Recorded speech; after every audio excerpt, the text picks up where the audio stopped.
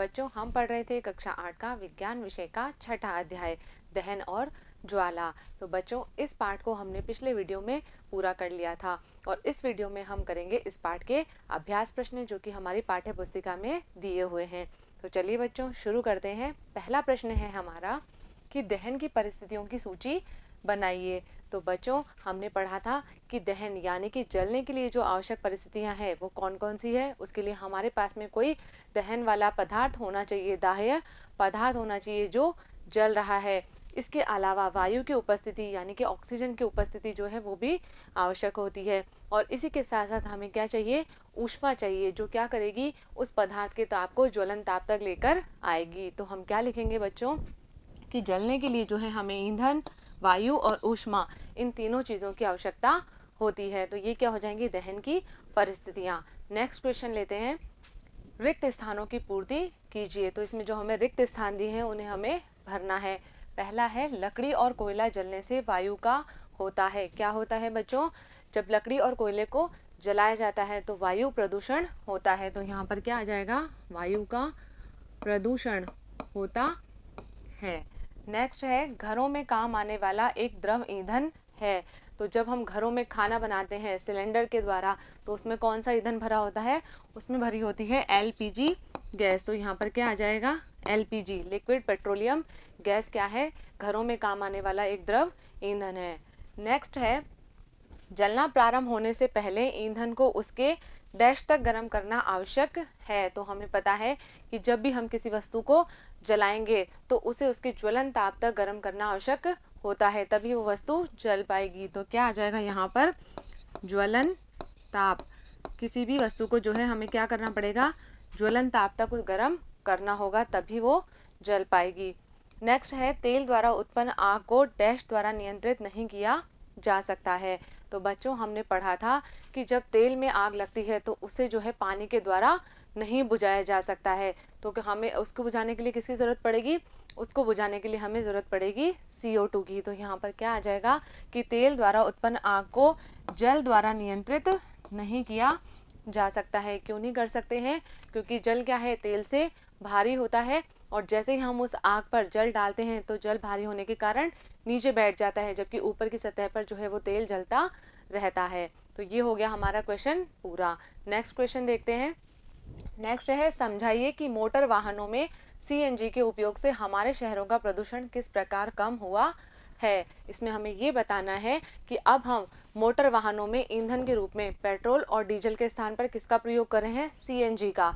तो इससे प्रदूषण जो है वो कैसे कम हुआ है। तो बच्चों हमें पता है कि जो पेट्रोल और डीजल जैसे ईंधन है जब वो जलते हैं तो वो क्या करते हैं, वायुमंडल में सल्फर और नाइट्रोजन के ऑक्साइड उत्सर्जित करते हैं। इसी के साथ साथ उसमें कुछ बिना जले कार्बन के कण भी निकलते हैं जो क्या करते हैं, श्वास रोग उत्पन्न करते हैं। जबकि जो CNG है उसमें जो है ऐसा कोई भी प्रभाव नहीं देखने को मिलता है। तो हम क्या लिख सकते हैं बच्चों कि मोटर वाहनों में ईंधन के रूप में डीजल और पेट्रोल के स्थान CNG ले रही है। क्यों ले रही है, क्योंकि CNG जो है वो सल्फर और नाइट्रोजन के ऑक्साइडों का उत्पादन जो है वो अल्प मात्रा में करती है, यानी कि इससे वायु प्रदूषण जो है वो बहुत कम होता है।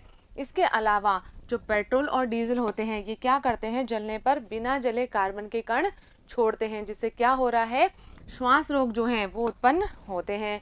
जबकि जो CNG है वो इस प्रकार के कोई भी कण नहीं छोड़ती है। तो हम क्या कह सकते हैं कि CNG जो है वो इनके स्थान पर प्रयोग करना अच्छा है, जिससे क्या हो रहा है कि शहरों का जो प्रदूषण है वो कम हो रहा है। बढ़ते हैं हम नेक्स्ट क्वेश्चन की तरफ। नेक्स्ट क्वेश्चन है ईंधन के रूप में LPG और लकड़ी की तुलना कीजिए। क्या करना है हमें, LPG और लकड़ी दोनों ईंधन में क्या अंतर है ये तुलना करनी है। तो अगर हम लकड़ी को देखें तो लकड़ी जो होती है इसका ऊष्मीय मान जो होता है वो LPG की तुलना में कम होता है, यानी कि जलने पर जो हमें ऊष्मा ऊर्जा मिलेगी तो वो लकड़ी से जो है वो बहुत कम मिलती है। इसके अलावा लकड़ी का ज्वलन ताप अधिक होता है, यानी कि जब हम लकड़ी को जलाते हैं तो हमें जो ऊर्जा व्यय करनी पड़ रही है उसका मान अधिक होता है, क्योंकि उसका ज्वलन ताप क्या है, अधिक है। तो उसको जलाने के लिए हमें अधिक ऊर्जा देनी पड़ती है। नेक्स्ट है कि जब हम लकड़ी को जलाते हैं तो क्या होता है, इसमें धुआं भी उत्पन्न होता है, जिससे वायु प्रदूषण जो है वो अधिक होता है। इसके अलावा लकड़ी के जलने पर CO2 तथा CO जैसी यानी कि कार्बन डाइऑक्साइड और कार्बन मोनोऑक्साइड जैसी विषैली गैसें जो है वो निकलती है जब हम लकड़ी को जला रहे हैं। हमने पढ़ा था कि जब लकड़ी या कोयले को जलाकर हम जो है बंद कमरे में रख देते हैं तो क्या होता है, कार्बन मोनोऑक्साइड जैसी विषैली गैस जो है वो उत्पन्न होती है और जिससे जो है व्यक्ति की मृत्यु भी हो सकती है। तो ये क्या है, अत्यंत विषैली गैसें हैं जो किससे उत्सर्जित हो रही है, इस लकड़ी के जलने पर उत्सर्जित हो रही है। इसके अलावा जब हम लकड़ी को जलाते हैं तो राख जैसे अवशेष भी शेष बचते हैं। आपने देखा होगा कि लकड़ी को जलाने पर जो है उसके बाद में जब वो पूरी लकड़ी जल जाती है तो हमें सफ़ेद रंग का एक पदार्थ मिलता है जिसे हम क्या कहते हैं, उसे कहते हैं हम राख। तो ऐसे अवशेष जो है लकड़ी को जलाने पर प्राप्त होते हैं। जबकि अगर हम इस LPG की बात करें, ये जो LPG है इसकी अगर हम बात करें तो इसका जो ऊष्मीय मान है वो बहुत अधिक होता है, यानी कि इसका जो जब हम इसको जला रहे हैं, इसका दहन कर रहे हैं तो हमें जो ऊष्मा ऊर्जा मिल रही है वो बहुत अधिक मात्रा में मिलती है। इसी के साथ साथ इसका जो ज्वलन ताप है वो बहुत कम होता है, यानी कि इसको जलाने के लिए हमें बहुत ही कम ऊर्जा जो है व्यय करनी पड़ती है। इसके अलावा जब हम इस LPG को जलाते हैं तो इसमें से कभी भी धुआं नहीं निकलता है। हम देखते हैं जब हम गैस को जलाते हैं तो उसमें से जो है कोई भी धुआं नहीं निकलता है। और क्या होता है, इसमें से CO2 और कार्बन मोनोऑक्साइड जैसी कोई विषैली गैस भी उत्पन्न नहीं होती है। इसके साथ साथ इसको जलाने पर इसमें कोई भी अवशेष नहीं बच रहा है। बाद में जब ये जल जाती है, इसका दहन हो जाता है तो अवशेष जो है हमें वो कुछ भी प्राप्त नहीं होता है। तो हम क्या लिख सकते हैं कि ये जो LPG है ये बिना धुएं के साथ में जलती है जिससे प्रदूषण नहीं होता है। इसके अलावा इसके जलने पर कोई विषैली गैस भी नहीं निकलती है। और क्या होता है, इसे आसानी से सिलेंडरों में भंडारित किया जा सकता है क्योंकि ये कैसी अवस्था में है, इसको हमने क्या किया है, द्रवित अवस्था में बदल लिया है और उसको हम सिलेंडरों में आसानी से भंडारित कर लेते हैं। और क्या हो रहा है कि इसको जलाने पर इसमें से कोई भी अवशेष जो है वो भी नहीं बचता है। तो ये LPG जो है वो लकड़ी की तुलना में जो है एक बेहतर ईंधन का विकल्प है। तो यहाँ पर क्या हो गई, लकड़ी और LPG की ईंधन के रूप में तुलना हो गई। यहाँ पर हमारा एक क्वेश्चन भी पूरा हो गया। बढ़ते हैं हम नेक्स्ट क्वेश्चन की तरफ। प्रश्न 5 है, कारण बताइए। हमें कुछ कथन दिए हुए हैं जिनके हमें कारण बताने हैं। पहला कथन है कि विद्युत उपकरण से संबद्ध आग पर नियंत्रण पाने के लिए जल का उपयोग नहीं किया जाता है। हमने पढ़ा था कि जब आग विद्युत उपकरणों के अंदर लगती है या फिर तेल पेट्रोल जैसे ज्वलनशील पदार्थों में लगती है तो उस आग को बुझाने के लिए हम जल का प्रयोग नहीं करते हैं। क्यों नहीं करते हैं? क्योंकि जो जल होता है वो विद्युत का सुचालक होता है। अब अगर हमने उन विद्युत उपकरणों पर जो है जल डाला तो क्या होगा कि विद्युत का चालन होने लगेगा। जल जो है वो विद्युत का चालन करने लगेगा और जो व्यक्ति आग बुझा रहा है उसको करंट लग सकता है या फिर उसकी मृत्यु भी हो सकती है। तो इस प्रश्न में क्या लिखेंगे हम लिखेंगे कि विद्युत उपकरण से संबद्ध आग पर नियंत्रण पाने के लिए जल का उपयोग नहीं किया जाता है। क्यों नहीं किया जाता है?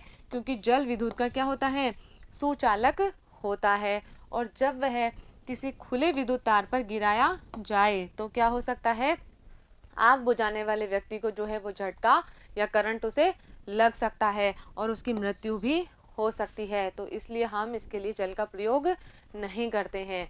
नेक्स्ट कथन है कि LPG लकड़ी से अच्छा घरेलू ईंधन है। अब हमें बताना है कि ये क्यों है। तो अभी हमने पढ़ा था कि जो LPG है यानी कि द्रवित पेट्रोलियम गैस है वो ईंधन के रूप में जो है एक अच्छा विकल्प साबित हो सकती है। क्यों हो सकती है? क्योंकि ये जो है इसका ऊष्मीय मान वो बहुत अधिक होता है। इसी के साथ साथ इसका जो ज्वलन ताप है वो बहुत कम होता है, यानी कि फटाफट से जल जाती है। हमें बहुत कम ऊर्जा इसको जलाने के लिए खर्च करनी पड़ती है। इसके अलावा ये बिना धुएं के साथ में जलती है और इसके जलने पर कोई विषैली गैस भी नहीं निकलती है। तो ये जो है एक ईंधन का बेहतर विकल्प है। नेक्स्ट कथन देखते हैं। नेक्स्ट है, कागज स्वयं सरलता से आग पकड़ लेता है जबकि एल्यूमिनियम पाइप के चारों ओर लपेटा गया कागज का टुकड़ा आग नहीं पकड़ता है। क्यों नहीं पकड़ता है?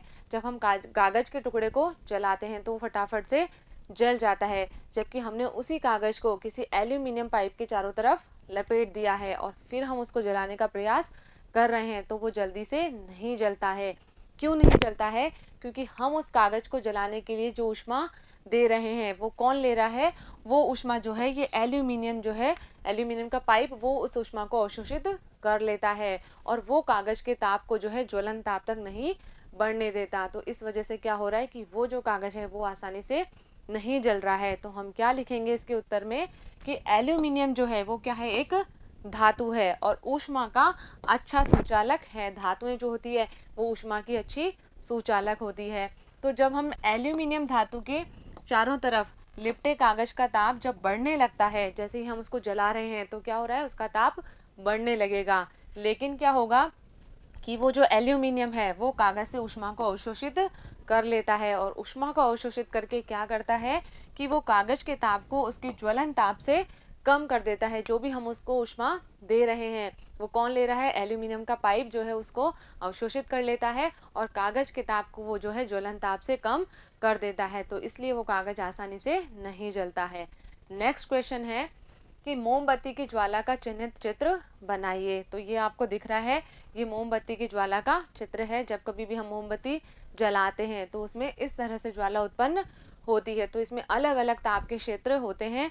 अगर हम देखें, जो सबसे इसका आंतरिक क्षेत्र है जो कैसा दिखाई देता है, काले रंग का, वो क्या होता है, बिना जली मोमबत्ती का सबसे आंतरिक क्षेत्र होता है। जो क्षेत्र जला नहीं है वो कैसा दिखाई देता है, वो काले रंग का दिखाई देता है और वो इस ज्वाला का सबसे कम गर्म क्षेत्र होता है। यानी कि सबसे कम गर्म जो है वो भाग कौन सा हो जाएगा, उसका सबसे आंतरिक क्षेत्र जो है।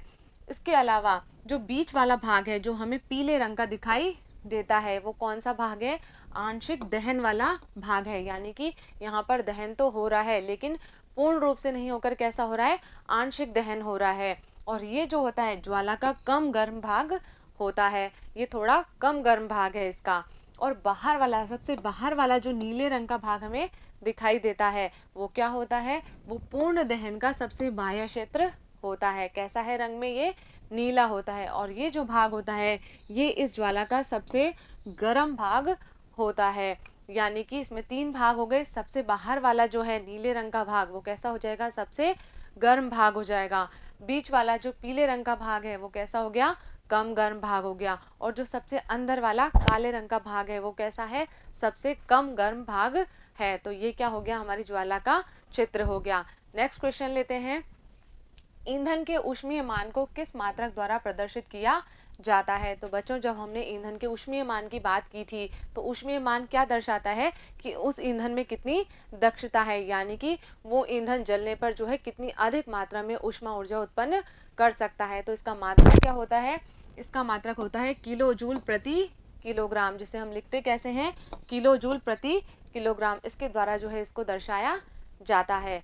चलिए नेक्स्ट क्वेश्चन है हमारा, समझाइए कि CO2 किस प्रकार आग को नियंत्रित करती है। तो बच्चों, हमने पढ़ा था कि जब भी कभी घरों में या कारखानों में आग लग जाती है तो उसके लिए जो है फायर ब्रिगेड को आग बुझाने के लिए बुलाया जाता है और वो फायर ब्रिगेड क्या करती है, उस आग पर पानी डालकर उसे बुझाती है। लेकिन जब आग किसी विद्युत उपकरण में या फिर जैसे पेट्रोल है, तेल है, ऐसे ज्वलनशील पदार्थों में लग जाती है तो उसके लिए हम CO2 का प्रयोग करते हैं। अब ये CO2 क्या करती है कि जहाँ पर भी आग लगी है, यानी कि जो भी ज्वलनशील पदार्थ है उसे क्या करती है, एक आवरण की तरह ढक लेती है। उससे क्या होता है कि वो जो पदार्थ जल रहा है उसका जो है बाहर की वायु यानी कि ऑक्सीजन से संपर्क टूट जाता है और आग जो है वो जल्दी से बुझ जाती है। तो हम क्या लिखेंगे इसके उत्तर में, हम लिखेंगे कि विद्युत उपकरणों और पेट्रोल जैसे ज्वलनशील पदार्थों में लगी आग को बुझाने के लिए कार्बन डाइऑक्साइड का प्रयोग किया जाता है।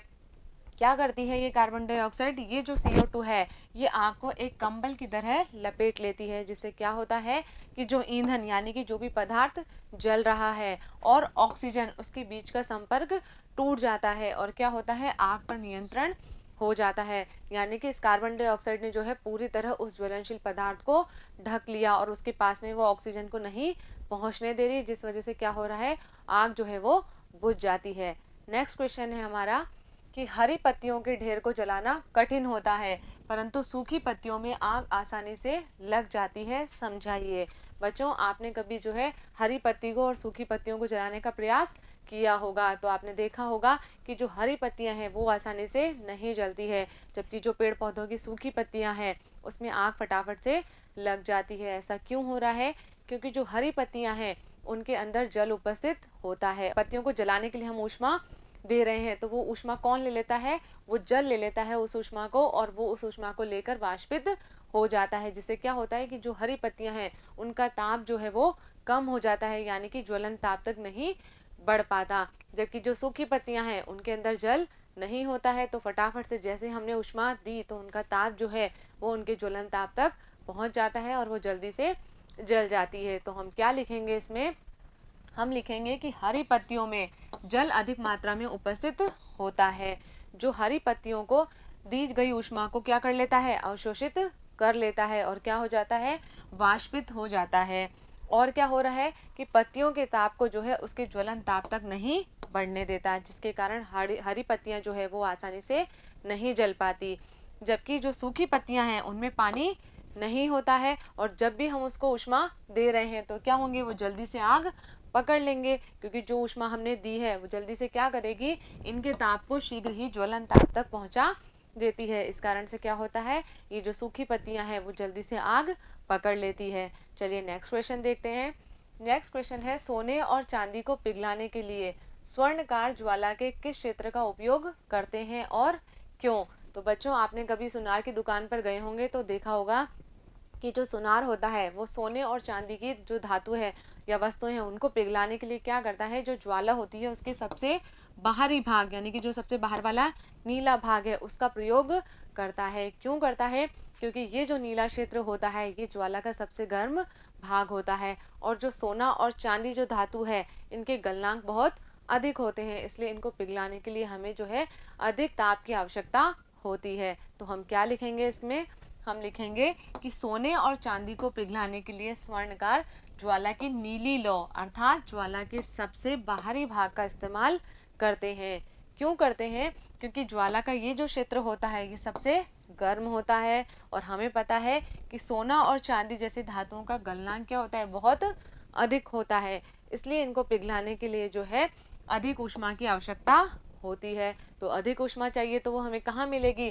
ज्वाला के सबसे बाहरी भाग में। तो इसलिए जो है ज्वाला के सबसे बाहरी भाग का प्रयोग सुनार करता है। नेक्स्ट क्वेश्चन लेते हैं। एक प्रयोग में 4.5 किलोग्राम ईंधन का पूर्णतया दहन किया गया। उत्पन्न ऊष्मा का मान 1,80,000 किलो जूल था। ईंधन का ऊष्मीय मान परिकलित कीजिए। यहाँ पर जो है हमें इस ईंधन का ऊष्मीय मान ज्ञात करना है। तो हमें क्या दिया हुआ है? ईंधन का द्रव्यमान दिया हुआ है। कितना है? 4.5 किलोग्राम, और इससे उत्पन्न ऊष्मा कितनी है? 1,80,000 किलो जूल। अब हमें इस ईंधन का ऊष्मीय मान ज्ञात करना है, तो हम क्या करेंगे कि इससे उत्पन्न ऊष्मा जो है उसको इस द्रव्यमान से भाग करेंगे, और जब हम इसको भाग करेंगे तो हमें क्या मिलेगा? हमें इसका ऊष्मीय मान प्राप्त हो जाएगा, जो क्या होगा? 40,000 किलो जूल प्रति किलोग्राम। तो इस ईंधन का ऊष्मीय मान क्या हो जाएगा? 40,000 किलो जूल प्रति किलोग्राम। चलिए नेक्स्ट क्वेश्चन देखते हैं। नेक्स्ट क्वेश्चन है, क्या जंग लगने के प्रक्रम को दहन कहा जा सकता है? विवेचना कीजिए। तो बच्चों, जो दहन है या फिर जो जंग लगने की प्रक्रिया है, तो दोनों के लिए ही क्या हो रहा है?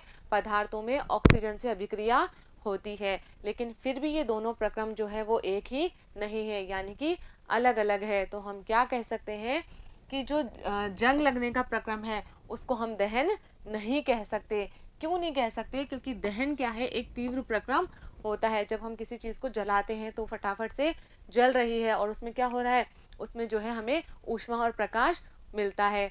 जबकि अगर हम बात करें जंग की, तो जंग क्या है? एक धीमा प्रक्रम होता है। धीरे धीरे किसी पदार्थ में जंग लगती है, और इसमें जो है ऊष्मा ऊर्जा भी उत्पन्न नहीं होती है। जंग लगने में किसी प्रकार की जो है ऊष्मा ऊर्जा उत्पन्न नहीं होती है। तो ये जो दोनों प्रक्रम हैं वो कैसे हैं?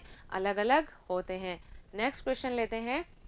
नेक्स्ट क्वेश्चन है, अबिदा और रमेश ने एक प्रयोग किया। ये दोनों बच्चे क्या कर रहे हैं? एक प्रयोग कर रहे हैं, जिसमें क्या करना है? इनको बीकर में रखे जल को गर्म किया गया। अबिदा क्या कर रही है कि अबिदा ने बीकर को मोमबत्ती ज्वाला के पीले भाग के पास रखा, जबकि रमेश ने जो है वो बीकर को ज्वाला के सबसे बाहरी भाग के पास रखा। अब प्रश्न है किसका पानी कम समय में गर्म हो जाएगा, यानी कि किसका पानी जो है जल्दी से गर्म होगा। तो बच्चों हमें पता है कि जो ज्वाला का सबसे बाहरी भाग है, जो नीला वाला, वो कैसा होता है, सबसे अधिक गर्म भाग होता है। तो जो रमेश है उसके बीकर का पानी जो है वो जल्दी से गर्म होगा। क्यों होगा? क्योंकि इसने क्या किया है, बीकर को ज्वाला के सबसे बाहरी भाग के पास में रखा है और ज्वाला का ये जो क्षेत्र होता है वो सबसे गर्म क्षेत्र होता है, इसलिए रमेश का जो पानी है वो जल्दी से गर्म हो जाएगा। तो बच्चों यहाँ पर हमारे ये जो अभ्यास प्रश्न है वो पूरे हो गए और आपने इनको अपनी कॉपी में नोट भी कर लिया होगा। तो अगले वीडियो में हम मिलेंगे अगले पार्ट के साथ में। तब तक आप पढ़ते रहिए, आगे बढ़ते रहिए। धन्यवाद।